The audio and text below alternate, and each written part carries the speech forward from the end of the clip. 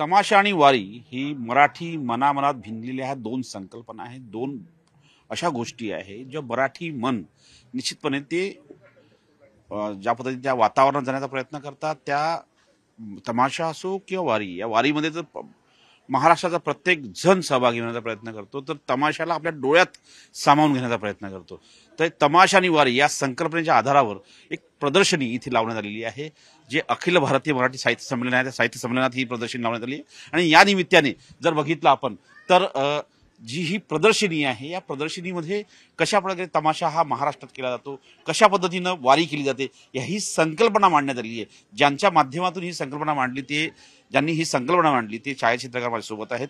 Sir, आपलं स्वागत आहे न्यूज 18 लोकमध्ये. सर, संपूर्ण महाराष्ट्राला आपण जी कला मांडताय त्याच्या सुरुवातीला आपलं नाव सांगा आणि किती वर्षापासून काम करताय? येस, माझं नाव संदेश भंडारे आणि तुम्ही माझ्या प्रदर्शनाला भेट दिली त्याबद्दल आभार.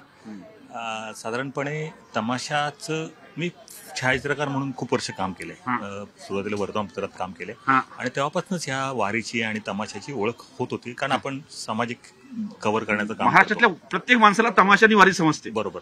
आणि त्याला सामोरं जावं लागतं. एकत्र जोडण्याचा प्रयत्न केलाय. येस. आणि ते सुरुवातीला तमाशाचं मी काम केलं. मला त्याकरता सुरुवातीला बँगलोरच्या एका संस्थेने, इंडिया फाउंडेशन आर्ट्स संस्थेने अनुदान पण दिलं होतं. त्यातनं सुरुवात झाली आणि मग तमाशा त्यामुळे मला जास्त समजायला पण मदत झाली. आपल्याला काही गोष्टी उत्सुकता असते, आपण करतो तमाशा आणि बघायला जातो, पण नंतर लक्षात आलं की अरे बापरे, एवढं मोठं म्हणजे अलिबागची गुहा असते आणि आपण अजूनही मला कसं वाटतं कधी कधी आपण त्या तोंडावरच आहोत का काय, कारण त्याच्यामध्ये इतकी डायव्हर्सिटी आहे. अगदी आपल्याला नॉर्मली तमाशा म्हणजे एकाच प्रकारचा, काही लोकांना लावणी म्हणजे तमाशा वाटतो, काही लोकांना त्यातलं थोडासा भाग बघून, आणि आता तर इतकं वाईट परिस्थिती गेली अनेक वर्ष, शृंगाराचा नंगा नाच म्हणजे तमाशा वाटतो, पैसे द्या आणि लोकांनी विकत घ्या.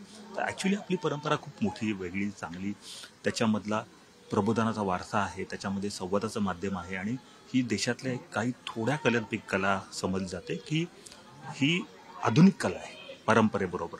कारण आपण ना इक्वॅलिटीची गोष्ट करतो, अभिव्यक्तीची गोष्ट त्यात होते आणि समाजातल्या असमानतेवर भाष्य तमाशा करतो आणि ते भाष्य केल्यामुळे प्रेक्षकांना जो त्याचा आशीर्वाद आहे त्याला वाटतं की आपल्या मनातला हे बोलतायत.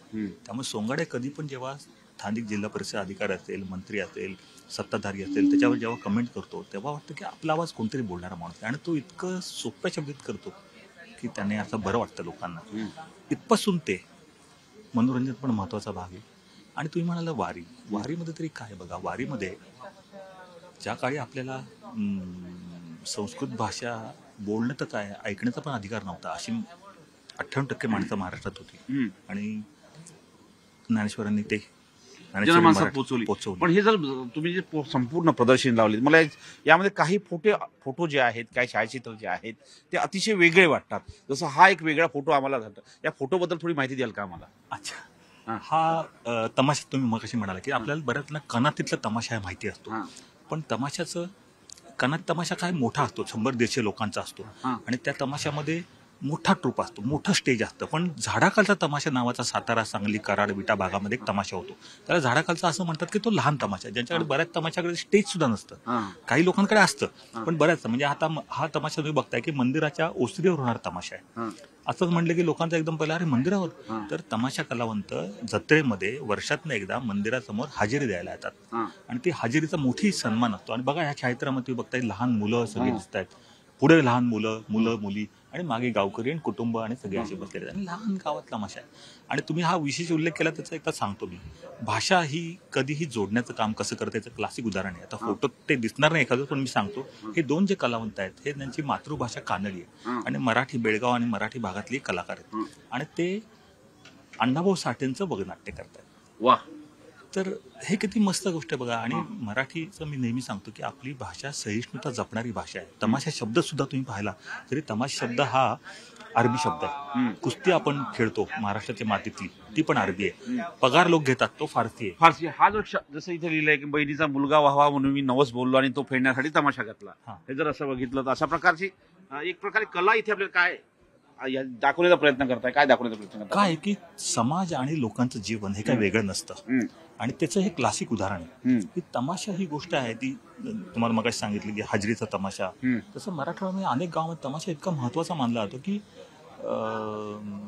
आपली आता हा जो माणूस आहे इथे बहिणीला मुलगा म्हणून तमाशा बोललो आणि नवस बोललो तर आपल्याला नवस बोलतात कारण संकट असतात. त्या संकट अशी असतात तर ह्या माणसाचं संकट असं आहे की ह्याच्या बहिणीला मुलगा जर झाला नाही नाही मुलीच झाली आणि मुलगा झाला नाही तर नवरात्रीला सोडून दिल्याची भावाला काळजी वाटते. आपला समाज असा आहे आणि म्हणून तो मुलगा झाल्यावरती त्याने तमाशा घातला कारण त्यावेळेस बैलगाडीवरून तमाशा हा यातले कलावंत जे असतात ते कोणी पैसे घेत नाही, फक्त बैलगाडीचा खर्च होतो आणि रिच्युअल येते.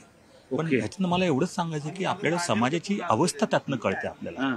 आणि मगाशी म्हणालो की डायव्हर्सिटी आपल्याला इतकी आहे तमाशाची, त्याचं हे प्रतीक आहे. प्रतीक आहे म्हणजे या एक प्रकारे वारी तमाशा या दोन्ही संकल्पना जोडण्याचं काम या छायाचित्रकार जे आहेत त्यांनी केलेलं आणि महत्वाचं म्हणजे जर बघितलं एक वेगळा प्रकारचा प्रयोग त्यांनी केलेला आहे. हा प्रयोग त्यांनी राजधानी दिल्लीतील अखिल भारतीय मराठी साहित्य संमेलनामध्ये त्यांनी सर्वसामान्यांना बघता यावं यासाठी उभारलेला आहे. नवी दिल्लीहून व्हिडिओ जर्नलिस्ट प्रकाशसह प्रशांत न्यूज 18 लोकमत.